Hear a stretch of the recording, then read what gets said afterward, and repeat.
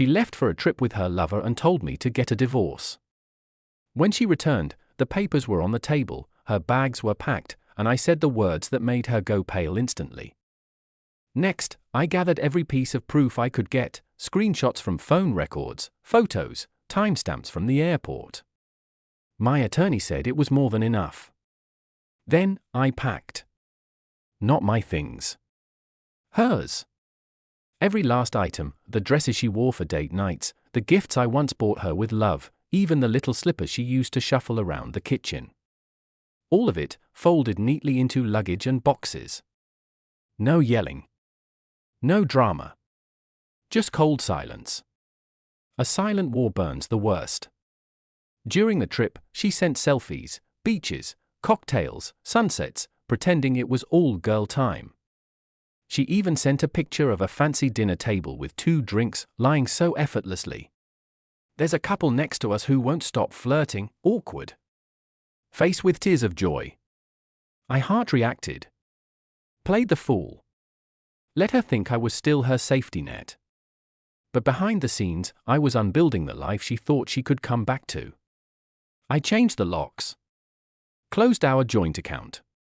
Transferred the car title to me, illegally mine anyway. Cancelled her credit card linked to my account.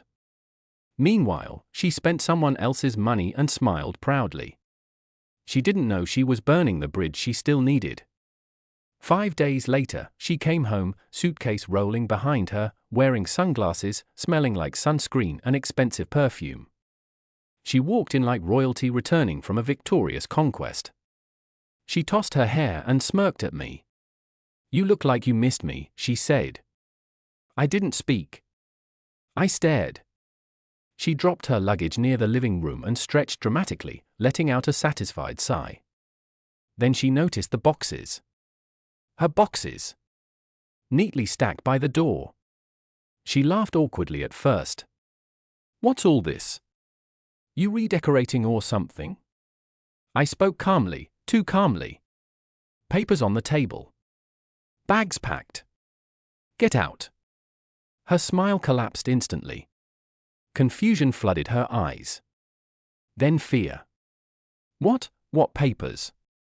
"Divorce papers," I said. "You told me to get one." I listened. She shook her head violently. No, that was a joke. I was just mad." "You're overreacting." She reached for me, and I stepped back. For the first time, she looked small. Weak. Cornered. I repeated slowly. "Get out." Her face turned pale. She understood. This wasn't a fight. This was a goodbye. She tried everything: denial, excuses, manipulation. "It was just a trip. We didn't do anything." "You're being dramatic." "I love you. You can't throw our marriage away over any mistake." "One mistake?" I pulled out the printed phone bill, hundreds of messages, romantic, explicit. I showed her airport photos, the man holding her waist like he owned her. Her mouth went dry. She stopped talking. She tried crying next, tears streaming down her cheeks like cheap apologies. "It didn't mean anything," she sobbed. "I just needed a break. I didn't think it would go this far." I looked at her with the calmest expression I'd ever worn. "And you thought I wouldn't find out?" Silence. Only her trembling breaths. She begged. She kneeled. She clutched my leg like that would make me forget. But I remembered everything, every lie, every betrayal. And I wasn't letting her use me as a backup plan. She eventually stood up, wiping her tears. She knew I meant every word. She looked around at the home she no longer belonged to, the life she threw away. "What now?" she whispered. I pointed to the door. She grabbed her packed luggage, the same suitcase she had left with, filled with excitement, now filled with consequences. She paused at the doorway, turned, and tried one last desperate whisper. "We can fix this, right?" "No," I said. "You already broke it." The door shut. But that wasn't the end. Because what she tried next proved she hadn't learned a single thing. When the door shut behind her, I expected relief. Freedom. Vindication. Peace. But instead, there was only silence. A heavy silence that wrapped itself around the living room like a ghost of the life she destroyed. I sat on the couch for a long time, staring at her empty slippers by the hallway, the only thing she left behind. Funny how betrayal still leaves traces. I told myself she was gone. That I had won. I was wrong. She wasn't finished with me yet. 2 days later, late evening, loud banging rattled the front door. "Open the door. Please, talk to me." Her voice cracked with desperation. I didn't move. I let her pound and scream until her voice turned into exhausted sobs. After a minute, silence returned. Then, the spare key turned in the lock. She still had won. The door opened, and she stepped inside, eyes red, looking around like she expected someone else living here now.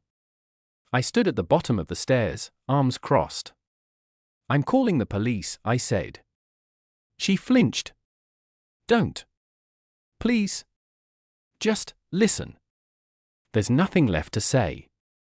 She stepped closer, trembling. "I made a mistake," she whispered. "A horrible, selfish mistake. Just let me fix it." "You already tried fixing it with lies," I replied. She shut her eyes tight, tears slipping out. I was drunk with attention. I thought he made me feel alive again. But he left me at the airport. I meant nothing to him. The irony cut deep. She destroyed what was real, chasing something fake. "You threw away our marriage," I said coldly. "Because someone else flirted with you." "I know," she choked out. "I know. And I regret everything. Please? I can't lose you." She stepped forward and wrapped her arms around me without warning. I pushed her off instantly. Her eyes widened, shock replacing hope. "You don't love me anymore," she whispered in disbelief. "I loved someone who didn't exist anymore," I said. "I loved the woman you used to be, not the one who left me behind like garbage." She collapsed on the floor, sobbing into her palms. For a moment, a very brief moment, I almost felt pity. Then I remembered that airport. Her lover's hand on her lower back. Her smirk. Her cruel laugh. "Got a problem? Get a divorce." Yes. I remembered everything. "I'm giving you 5 minutes," I said. "Get your things. Leave." She didn't move. Didn't breathe. Didn't speak. I stepped closer, voice low. "You have 5 minutes before the police arrive." Something broke inside her. Her eyes hardened, tears drying into bitterness. "You'll regret this," she hissed. I didn't respond. She grabbed her luggage and stormed out, slamming the door hard enough to make the walls shake. That was the moment she decided revenge was better than remorse. The next morning, messages exploded on my phone. Friends. Neighbors. Even co-workers. "Why did you kick her out? She says you're controlling. She told us you ruined her life." She had gone on a victim tour, rewriting history to paint herself as the heartbroken wife abandoned by a cruel husband. She forgot one thing. I had receipts. Screenshots. Photos. Proof. I didn't want to expose her, but she left me no choice. I sent the truth to everyone she lied to. Ask her why she went on a vacation with another man while still married. Silence. Sweet, vindicating silence. Turns out, people aren't very sympathetic once they know you were the one who cheated. Her fake narrative collapsed in seconds. She texted me furiously. "You humiliated me." I replied. "You did that to yourself." She blocked me. Good. A week later, we met in the lawyer's office to finalize divorce terms. She looked hollow, eyes sunken, shoulders tense. Betrayal ages a person. Not physically, emotionally. The lawyer slid papers across the table. She signed slowly, each stroke of the pen cutting her deeper. When she reached the final page, she looked up at me with trembling lips. "It's really over." "It was over the moment you told me to get a divorce," I said. Her hands shook. She couldn't hold my gaze. "You were everything to me," she whispered. "Then you shouldn't have thrown me away," I said, standing up. "Goodbye." She reached out, fingertips barely brushing my sleeve, but I walked out without looking back. Some doors aren't meant to be reopened. The night after the divorce was finalized, she sent one last message. Just one sentence. "He never loved me. I should have stayed." I stared at it for a long time. Not out of sadness. Not out of sympathy. But because, finally, she understood. You don't realize the value of loyalty until you lose it forever. I didn't reply. There was nothing left to say. I blocked her number, permanently this time. The house became quieter, but not the painful kind anymore. The silence now felt like rebirth. I opened windows. Rearranged furniture. Painted the bedroom a new color. A color that didn't remind me of her. I even laughed again, a strange, rusty sound at first. Friends invited me out more often. I started focusing on myself, my career, my goals, my hobbies I had abandoned trying to make her happy. I realized I didn't lose a wife. She lost a husband who would have done anything for her. I didn't get my heart broken. I dodged a lifetime of lies. People say betrayal changes you. They're right.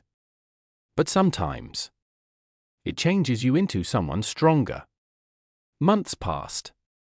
Life moved on until one evening, I ran into one of her old friends at a coffee shop. She hesitated before speaking. She's not doing well, she admitted. The guy she cheated with dumped her. She's been bouncing between couches.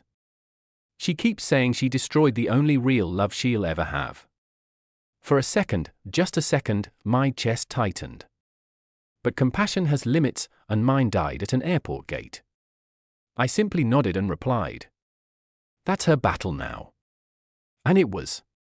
One day, I found the spare key she once used to break back into my home. I stared at it, a symbol of her access, her power, her presence. I walked to a bridge nearby, the same bridge where we once took a romantic picture during better times.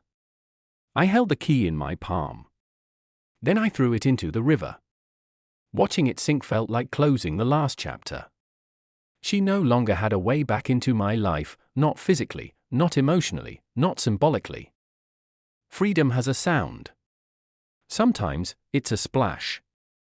If you ask me what hurt the most, it wasn't the betrayal. Not the lies. Not the affair. It was realizing she didn't value what she had until it was gone.